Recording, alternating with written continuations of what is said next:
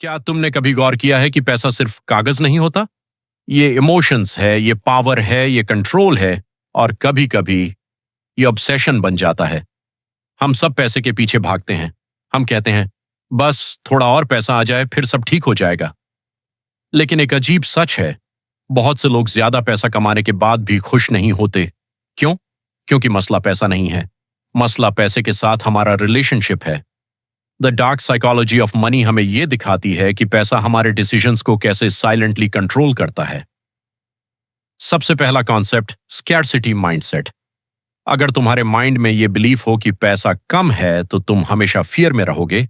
तुम सेव करोगे लेकिन एंजॉय नहीं करोगे। तुम रिस्क नहीं लोगे क्योंकि तुम्हें लॉस का डर होगा।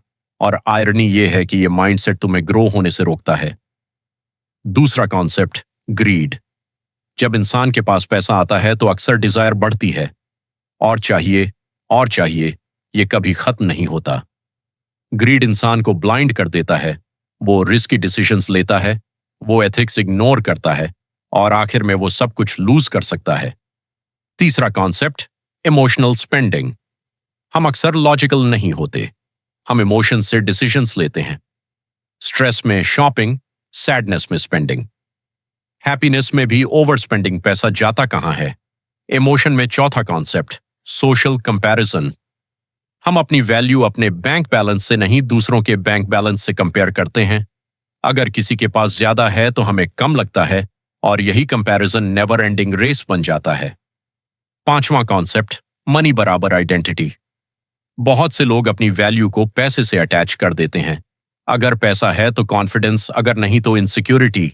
ये डेंजरस है क्योंकि पैसा फ्लक्चुएट करता है, लेकिन आइडेंटिटी स्टेबल होनी चाहिए। छठा concept, fear of loss. Loss का पेन गेन की खुशी से ज्यादा होता है। इसीलिए लोग सेफ खेलते हैं।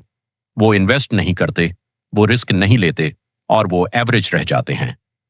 सातवां कॉन्सेप्ट, डिलेड ग्रेटिफिकेशन। सक्सेसफुल लोग इमीडिएट प्लेजर सैक्रिफाइस करते हैं। वो शॉर्ट टर्म कंफर्ट छोड़ते हैं। लॉन्ग टर्म गेन के लिए ये डिसिप्लिन वेल्थ बिल्ड करता है। आठवां कॉन्सेप्ट, मनी हैबिट्स। पैसा एक बार कमाना इजी हो सकता है, लेकिन उसे मेंटेन करना हैबिट्स पर डिपेंड करता है। सेविंग, इन्वेस्टिंग, स्पेंडिंग, कंट्रोल, ये स्किल्स हैं। नौवां कॉन्सेप्ट, फाइनेंशियल अवेयरनेस। बहुत लोग अपने पैसे को ट्रैक नहीं करते। उन्हें नहीं पता पैसा कहां जा रहा है, और जो मेजर नहीं होता वो कंट्रोल नहीं होता। 10वां concept, true wealth. True wealth सिर्फ पैसा नहीं है, टाइम, फ्रीडम, पीस। अगर तुम्हारे पास पैसा है लेकिन पीस नहीं तो वो वेल्थ नहीं है।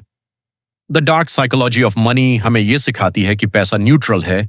ये ना अच्छा है ना बुरा। ये एम्पलीफाई करता है जो तुम पहले से हो। अगर तुम डिसिप्लिन्ड हो तो पैसा तुम्हें और स्ट्रांग बनाएगा। अगर तुम कंफ्यूज्ड हो तो पैसा तुम्हें और लॉस्ट कर देगा। इसीलिए असल काम पैसा कमाना नहीं, असल काम अपनी साइकोलॉजी को समझना है। क्योंकि जब तुम अपनी साइकोलॉजी समझ लेते हो तो तुम बेटर डिसीजंस लेते हो, और better decisions better financial life देते हैं। आज से एक सिंपल हैबिट शुरू करो। हर खर्च से पहले खुद से पूछो, क्या ये नीड है या इमोशन?